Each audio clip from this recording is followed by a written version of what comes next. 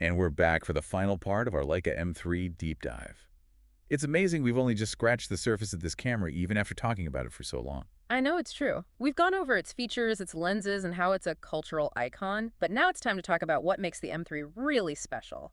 Its soul. And by soul, you mean like the build quality. All those articles keep using words like tank and Swiss watch. Exactly. Lifetime investment, too. They're not exaggerating. Every single M3 was handcrafted with the best materials. Like the brass and magnesium alloy bodies. That's not just a material, it's like a statement.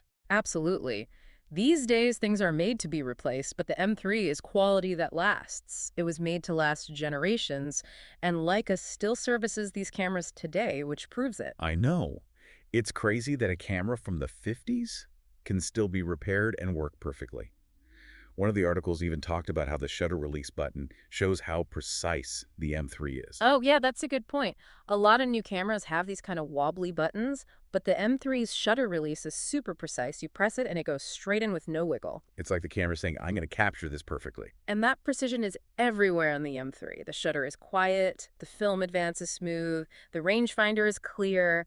It all works together perfectly. Speaking of the shutter on a lot of new cameras, it's really loud and clunky. It's kind of distracting sometimes, especially when you're trying to be quiet. Yeah, I know what you mean. But the M3 shutter is almost silent. You can shoot in quiet places without being noticed, which is super useful for street photography or documentary stuff. Right.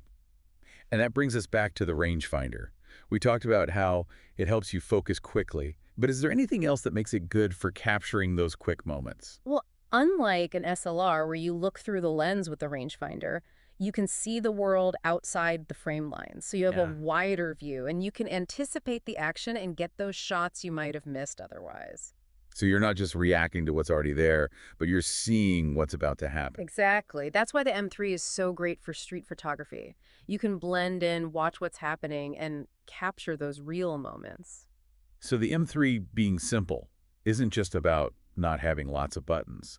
It's about getting rid of distractions and connecting with what you're shooting. Exactly. It's about being in the moment and trusting your gut as a photographer. But even though the M3 is simple, it's still got some clever features. Like the automatic frame lines. Yes, when you change lenses, the frame lines in the viewfinder change too, so you always know what's going to be in the picture. It's super easy. That's cool. You don't have to keep checking if you've got the right composition. And there's parallax correction too. It adjusts the frame lines to make up for the distance between the viewfinder and the lens, so what you see is what you get. That's great. It's like the camera is helping you take better pictures. And we can't forget the film advance lever, cocking the shutter and moving the film in one motion. It feels so smooth, like a nice watch. That's what makes the M3 so different from electronic cameras. You can feel the mechanics working. It's like driving a classic car. You have to pay attention, but you get more control. And talking about the M3's history, it's been used by some pretty famous photographers, hasn't it? It has, like Henri, Cartier-Bresson, Elliott, Erwitt, and even Queen Elizabeth. It's a camera that's seen a lot, and it's a symbol of great photography. That's amazing. So what's the one thing our listeners should take away from all this? I think the M3 shows us that quality lasts. It's a camera that goes beyond trends and technology.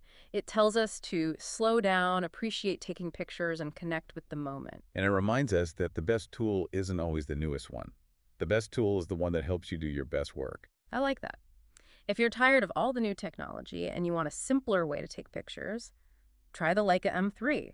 You might discover a whole new way of seeing and creating, and you might start to appreciate the power of simplicity, quality, and craftsmanship. And that's it for our deep dive into the Leica M3. We hope you enjoyed it and that you learned something new about this amazing camera.